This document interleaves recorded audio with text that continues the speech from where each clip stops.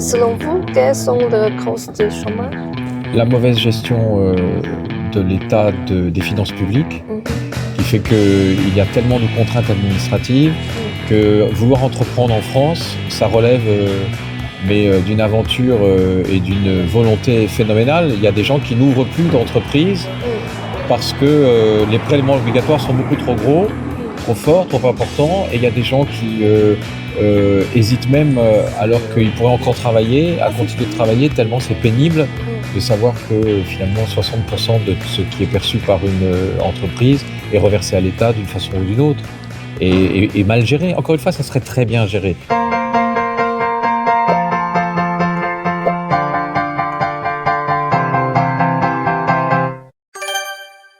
法国总统马克宏目标在2027年实现充分就业，因此在5年间实施3次改革，第3次改革将于12月1日生效。其中最大的变革是领取失业津贴的要求工时延长，从过去24个月工作6个月，变成20个月工作8个月才能获得津贴。此外，57岁以下的最长赔偿期限将从18个月缩短到15个月。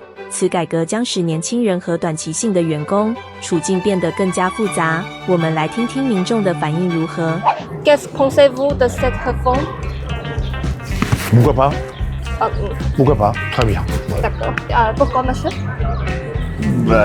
Comme ça, ils toucheront moins d'argent et puis seront obligés d'aller travailler. Elle est sans doute nécessaire d'un point de vue comptable, mais le chômage est aujourd'hui préempté par l'État, alors que c'est une affaire qui appartient aux travailleurs, puisque c'est les travailleurs qui financent leurs problèmes de chômage. C'est pas l'État. C'est au départ les cotisations sociales qui sont les plus élevées au monde et qui donnent donc du coup à l'État une espèce de pouvoir de réglementation. Et je pense que c'est très difficile de faire un amalgame à propos du chômage parce que la plupart du temps, les gens sont au chômage involontairement. On se met pas naturellement au chômage, ça c'est pas vrai. Ah oui? Non. On le subit. Les gens veulent travailler normalement. Oui, t'as raison. I don't think it's a good idea as the young people actually struggle to get a job, and I think it's pretty hard anyways these days to get a job as a young university, I forgot the word. Yeah, as fresh as a student, it's already hard, to get a job, to already work, and actually go to uni too. So no, I don't agree with this. I think it's a bad idea. It's hard for us in this economy. We don't really have time for ourselves, and we don't have money. And when you ask us for more time, we don't have more time. Okay, so you disagree with the policy? Yeah, I totally disagree. Okay. Je pense que c'est bien parce que il y a deux choses. En France, on a un problème d'emploi et on a aussi potentiellement un problème d'incitation pour les chômeurs à parfois peut-être se requalifier ou revenir plus vite sur le monde de l'emploi. Donc apparemment, il y a des études qui sont faites, semble-t-il, d'économistes dans d'autres pays, que ce soit les Pays-Bas ou l'Angleterre et ainsi de suite, ou raccourcir ou alors à partir d'un certain moment baisser les allocations chômage, créer effectivement une incitation à revenir à l'emploi plus vite. C'est très bien de réformer le chômage dans le sens qu'il y a certainement beaucoup d'abus, mais pour ceux qui ont besoin du chômage, c'est important de faire des transformations. Je pense, personnellement, je pense que c'est une bonne chose parce que ça va encourager aussi à toutes les personnes qui se retrouvent au chômage à être plus actives dans leur recherche. Est-ce que vous êtes d'accord avec le reversement de l'allocation de chômage? C'est-à-dire, est-ce que je suis d'accord avec quoi De versement de Ah oui, bien sûr, je pense que c'est important. Enfin, je pense que l'état social en France, c'est important. Je pense que permettre à des gens de gagner leur vie dignement s'ils ont été licenciés, c'est important. Je pense que ça permet aussi justement de ne pas avoir de l'indignité humaine avec des gens qui ne savent plus faire face à leur loyer, au paiement des écoles de leurs enfants, ce genre de choses. Donc moi je trouve que c'est très bien d'avoir des prestations de chômage. C'est un problème d'ajustement, essentiellement. Oui, oui. Donc, est-ce que je suis d'accord moi, je suis maintenant retraité, mais j'ai été chômeur, donc je sais ce que c'est que d'être au chômage. Et c'est vraiment quelque chose de très humiliant, de terrible. S'il est profitable aux chômeurs, oui. Mais je ne crois pas que ce soit le cas. Do you think if you want to get money from the government, how long you should work in the past? Or at least? I think it depends on your age, but I think any previous work should count.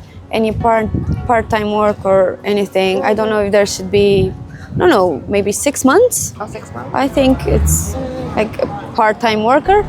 I think it's better. Or 4 months, 2 months, anything works. Okay, everything counts. Just give the young people money. La bonne période, je ne sais pas, ça dépend le travail. Je dirais que ce sont aussi les conditions pourquoi la personne a arrêté de travailler. Ah, oui. C'est surtout, donc je pense que c'est au cas par cas. On ne peut pas définir une période médium puisque chaque personne et chaque contexte est unique. Actuellement, je crois que c'est 18 mois. Ils veulent passer un peu à moins. Si c'est pour... je crois que c'est fait pour obliger les gens à chercher du travail beaucoup plus rapidement.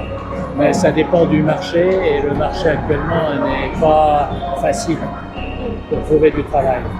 On va vers une crise économique et je pense que ce sera très, très difficile.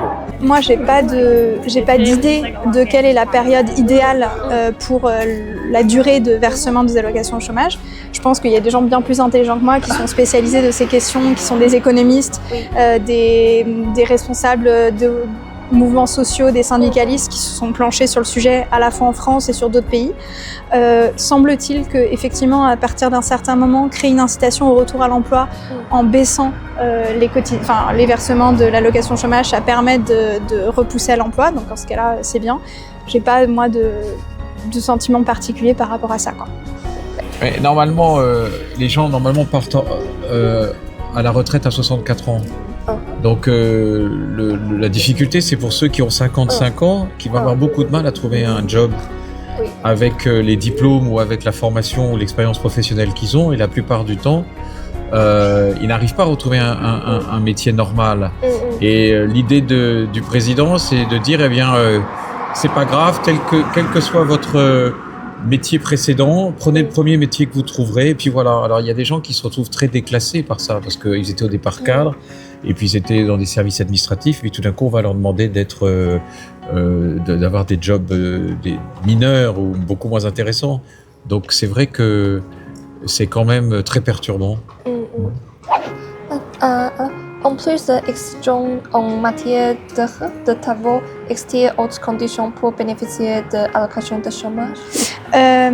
Alors, je sais qu'il y a des discussions sur, par exemple, est-ce que pendant les périodes de chômage ou par exemple pour le RSA, il y a un test qui est fait en ce moment en France sur certaines régions qui conditionne l'obtention du RSA, le revenu minimum social, au fait de être bénévole pendant 15 heures par semaine pour des projets sociaux. Et donc je sais que c'est en test en ce moment. Une fois encore, moi j'ai pas d'opinion, j'attendrai de voir les datas. Je pense qu'en tout cas, ce que moi je pense, c'est que le travail, ça apporte de la dignité humaine. Moi, je travaille et je trouve que ça donne un sens aussi à ma vie. Je pense que ne pas travailler, que ça soit bénévolement ou pour de l'argent, c'est dommage et je pense qu'on bénéficie tous d'être investis dans la communauté et que le travail fait partie de cet investissement dans la communauté. Donc si à un moment il y a des chômages très longs et que pour continuer à bénéficier de ces allocations lorsque ça fait longtemps, il y a par ailleurs une contrepartie qui est demandée de peut-être, je sais pas, quelques heures par semaine à aider pour des associations, des ONG, des charities et ainsi de suite, pourquoi pas. L'assurance chômage, c'était une assurance privée. C'est payé par les travailleurs. C'est pas payé par l'État. C'est pas vrai. C'est quand même quelque chose qui est payé par les gens qui travaillent. C'est X% sur leur fiche de paye, à la fois du côté patronal et du côté salarial. Mais enfin, c'est quand même le travail qui est impacté. Et le politique a toujours joué avec ça.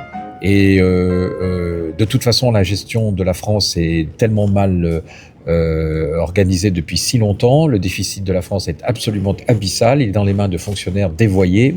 Je ne vais pas dire corrompus, mais en tout cas dévoyés. Et je trouve ça purement scandaleux. Voilà. Le problème du chômage est-il grave en France? Grave, mais il est gravissime.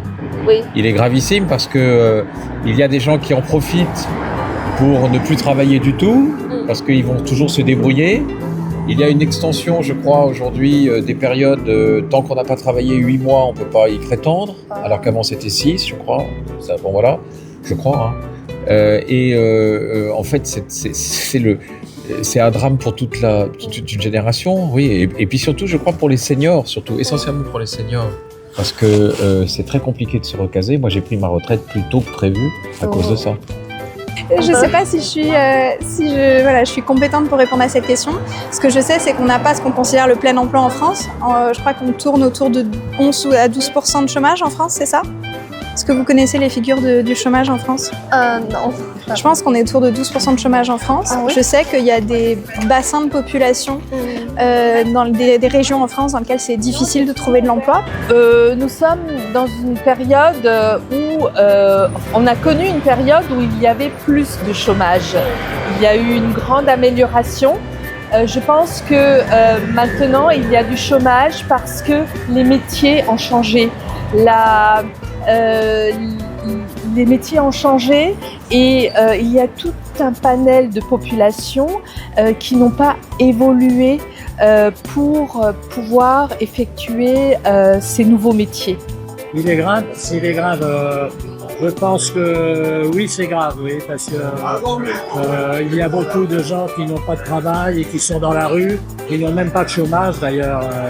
Et j'habite dans des quartiers populaires à Belleville, et il y a beaucoup de gens qui mangent sur les trottoirs, qui mangent sur les bancs, qui mangent. Je trouve ça. Les gens sont prêts, les loyers sont chers. Il y a vraiment des problèmes. C'est vrai, c'est vrai. Oui, c'est vrai, oui. Selon vous, quelles sont les causes du chômage?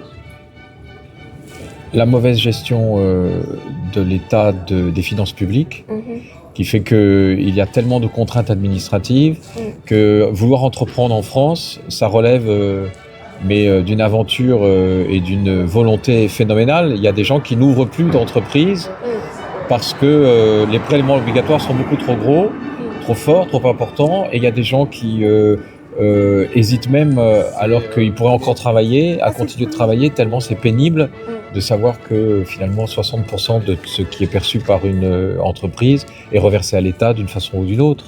Et mal géré. Encore une fois, ça serait très bien géré. I think people nowadays struggle to get a job, as most of them aren't so good paid. So it's little money for a lot of work. So I think it's kind of hard. Also, maybe because